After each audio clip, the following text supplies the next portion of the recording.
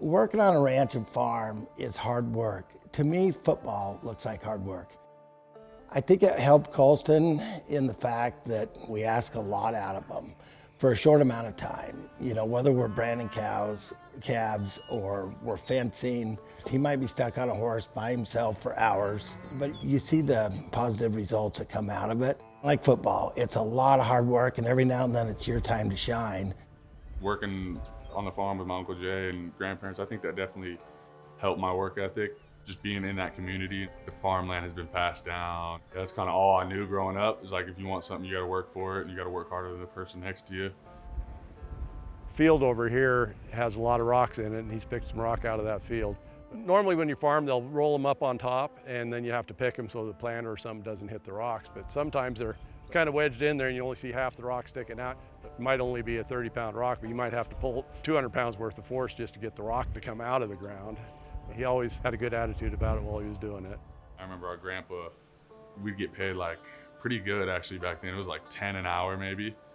It was brutal kind of. We'd go out there and pick rock all the time. That, and then the brandings, like the brandings are just, like it's almost like a family reunion, you know, everyone's just together, call it 80 people at every event. You're getting work done, but you're also having a good time. But that was one of my earliest memories for sure.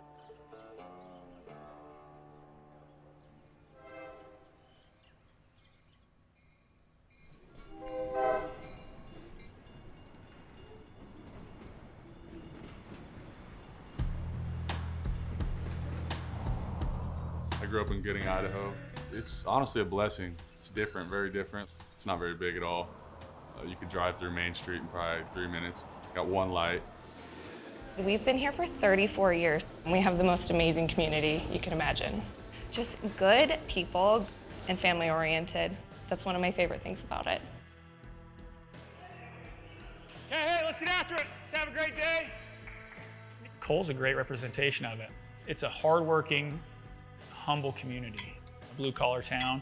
It would be hard to beat our work ethic here. Gooding is on the way to really know things. So if you end up there, it's because it's where you meant to go.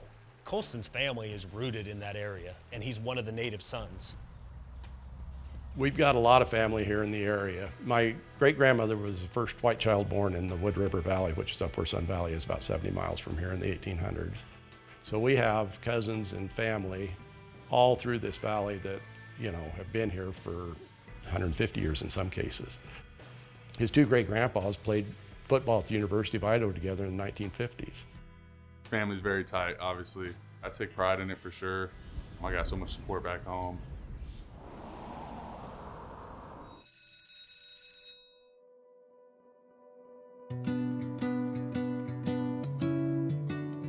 Like all of Idaho is so proud of Colston, and just watching their support. Everybody has a part of how they helped Cole get to where he is. Teachers definitely still support him. I actually have a picture of Colston. In the 4th grade, it was my last year teaching, so I've kept it as a memory. You can see him here in the front row. Colston stands out just how kind and caring he is. He'll take time for anyone, super smart, just an all-around great kid. Yeah, he is. He's got something about him that he's the kind of person you want to be around. He makes you feel better, you know, just being around him. I don't know how to explain it.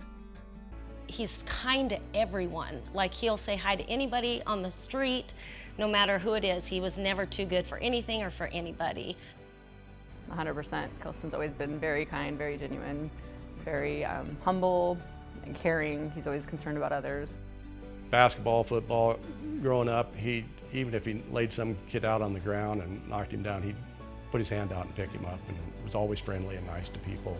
And I think he just came by it naturally, to tell you the truth. He's always just had a good attitude.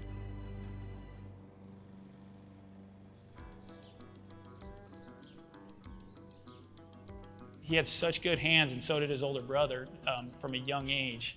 Him and Caden, they would take a football everywhere and throw it. And I remember one time watching them play catch, and they started getting mad at each other because they were throwing the football too good to each other. They wanted to like reach out and make a catch. They wanted to make some hard catches. And at that point, I think they were like, around 5 and 8 years old. They were unhappy with each other when they'd throw the ball too good to themselves. He was pushed hard because his brother Caden was 3 grades ahead of him. Being in a small town, a lot of times there's not enough kids to make the team out, so Colston always excelled or did well, at least could hold his own against kids that were that much bigger than him. When he was 3rd and 4th grade, he was wanting to try harder than everybody else and do more than everybody else. When I was coaching him in football his 4th grade year, I mean, that was when it's like, he really knows where to be. He knows how to get to the ball, he knows how to tackle already, and he's actually pretty fast for the size that he was. He just knew football. The first time I saw Colston on a football field, he was a 5th grader playing on the 6th grade football team, but he was also too big to carry the ball, so he had to play offensive line. And so that was kind of neat to watch a really good athlete like that blocking for all the people around him, and you could tell then he just had some size. Let's go, White! Go hard. There he is, there he is. Get it, Colston. Woo! Look at that! Yeah!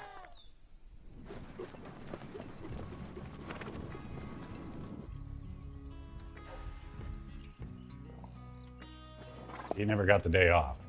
Gooding had school Monday through Thursday, and then games on Friday, but he didn't have school on Friday, so yeah, he'd get up at 6 o'clock in the morning. He'd go work on the farm, then come home, take a nap, and then wake up and go play a football game. The thing about Cole that kind of sets him apart, in the weight room is he was committed to doing the hard things every single day. The summer between his freshman and sophomore year, he started texting me, "Hey, I really want to take this serious." He just kept hounding me. "Let's get in the weight room, let's get in the weight room." So I was like, all right. I told him I'd pick him up at I think 6 a.m. one day. So I was like, I want to see if you're for real. We're going to go early. So I picked him up and we had a great workout. He just got after it. And from that moment on, he was just took it to a whole new level. Just his focus, his intensity. I was always a big kid, but just like the thought of being strong and fast, and just training, I just always loved to train. I think comes from again, the work ethic that my parents and everyone instilled in me, but also my older brother. He was always on me about getting work. We'd always go to the Hagerman gym. We'd get in there late. We'd have to get a little, they'd be locked. So we'd have a little debit card or something, break in there just to get into the gym. I love being in there. I love the environment. And when you see the results, it just makes you hungry, makes you want to keep going. A kid like Colston, you show him the work and he immediately equates it to the end game. He was obviously the best in shape kid in that school and very, very strong, very, very athletic, and on a path to go play high-level Division I football. And he would be limping through the hallways, limping. And I'm like, "You feeling all right, Cole? Everything good?" And he'd be like, "Oh man, it was leg day." And he had 3 different weights class throughout the day. Probably freshman, sophomore year was when I really knew that football was going to be the thing that's going to take me to the next level. It's just such a small town, and football is the big excitement in the fall, and so lots of people at the game. This is Gooding's home football field. This was actually taken on Colston's senior night. We old school fashion, cars parking around the football field, all kinds of events going on around in here. This is actually Colston right here. He scored a touchdown right before this firework happened. And it's just one of those really special atmospheres of when you step on a football field, there's nothing like a Friday night in Gooding.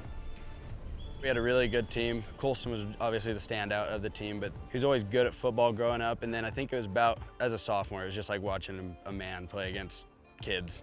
His reactions and senses for the game are just unreal to me. The Boise State coaching staff was here. Andy Avalos was on the sideline and said, "I'm just telling you right now, Coach Anderson, he has the best blocking hands of anyone we've recruited, and he would be the best blocker on our team right now as a junior in high school." He spent a lot of time on a blocking sled, a lot of time with the little fundamentals to make himself good.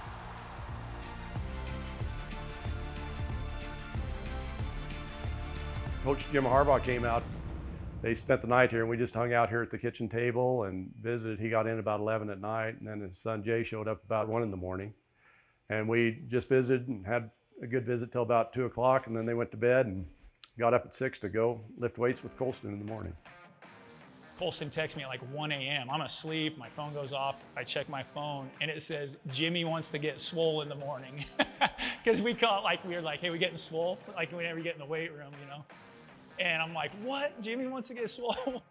He's in there with his khakis, obviously. He's got the whole fit down. We had a good little workout. We did some squats. I think we did some bench too. We did a little bit of everything. And he was just kind of seeing the way I moved, and he'd get under the rack. You know, it's just seeing how like into it he was, and like how, you know, it was almost like he was a player. And that just really motivated. It made me like, yeah, I'm gonna ride with this guy, and the person he is, how personable he is, like within the school, talking to teachers. Like he was never bigger than anyone, and that just really caught my eye and made me appreciate him. Once Jim Harbaugh showed up here and got a workout with him, it kind of blew up. Those pictures are flying around, and then he was a household name in the whole valley and then the state. I visited Boise, Arizona State, and Oregon, and then Michigan was the last one. And once I got to Michigan, just the whole vibe, like the people, the culture. I know culture gets thrown around a lot, but it was real. Like you could just feel all the players were connected from the staff, you know, from walk-on kicker to starting quarterback. Everyone really had that bond. And yeah, it just was a no-brainer, it just felt right. He wanted to commit that night, and I'm like, no, let's go home and think about it. But he did, he committed that morning. He knew it was Michigan 100% when we were there, and I could see it all over. He put a lot of thought into it. He wanted to play. He wanted to go somewhere where he was going to play, and Michigan was the right fit. It was the best decision he could have made. Because of their ability to use the tight end, they had a consistent track record of that. So for him, it was always about getting the end game of the NFL. It was all about becoming a Chicago Bear at some point. It brings the best out of every player that goes in there, and it teaches you how to be a man like really quick. First off, the playbook, it's a lot, like it's a pro-style offense. Coach Harbaugh, just the culture he had and everything he had, he held everyone to the same standard. Control what you can control. The weather's never gonna be perfect, nothing's ever gonna be perfect. Just go out there and get the work done and get the W. A mixture of all those things at Michigan definitely shaped me and to who I am today. One of my favorite qualities of Colston's is that he has this innate ability to hold his teammates accountable at a very high level, and they still like him. And that's really, really hard. It's hard not to be that guy that's bringing the juice, that's raising the ceiling, that's holding everyone accountable to a high expectation, but to do it in a way that everyone else still likes you. And Colston is that kind of a leader. And I think it's because of the work he puts in. He reflects service leadership. Out here on the football field, there's a lot of talent. There's a lot of really good athletes out here. So you just got to do a little bit more, or, you know, do the things you may not think you need to do, you know, to get to that level, that championship level. And yeah, it definitely takes a lot of work, for sure. His junior year of U of M was hard in ways that people don't really understand. I mean, when you're talking about his varsity career and at Michigan, he lost like 2 games over 4 or 5 years. And so last year, being presented with the adversity that he had of them losing some games, having a new coaching staff, giving all for everyone around him. I mean, he played most of his junior year in Michigan injured and didn't say a word and was upset when he couldn't finish. That is gooding to me, and that's his upbringing, and that's his parents. Like, you are responsible and accountable to the ones around you, and it's a choice of whether you follow through on that accountability. And Colston continuously chooses to make decisions that affect the end game before what is right now. So when I think of the Chicago Bears, I think of that attitude, that mindset. I think of Mike Singletary, I think of Walter Payton, I think of Mike Ditka. I think of these great names. That's how they were wired, and Chicago loved them for it. They're gonna love Colston for that reason. The Chicago Bears select Colston.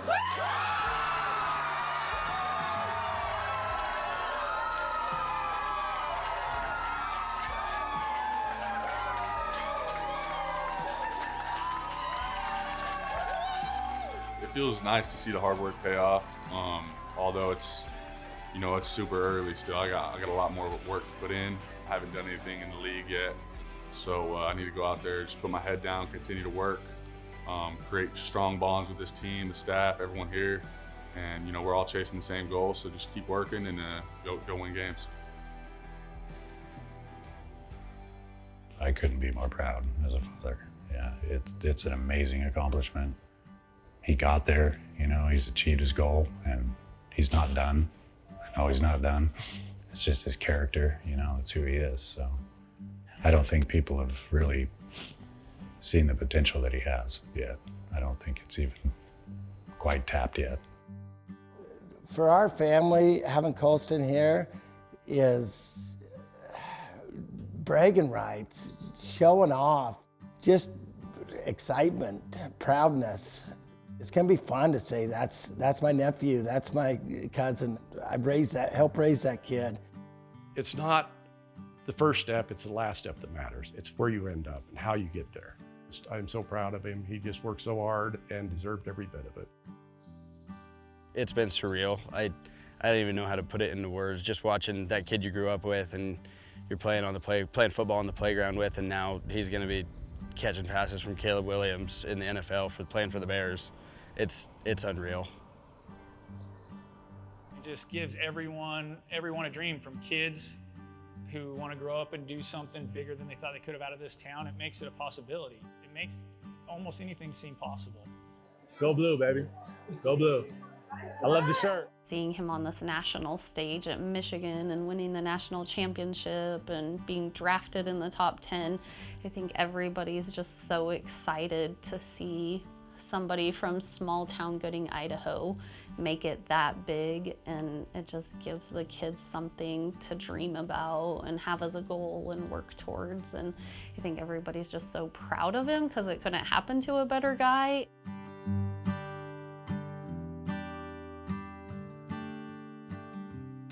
What legacy am I trying to leave?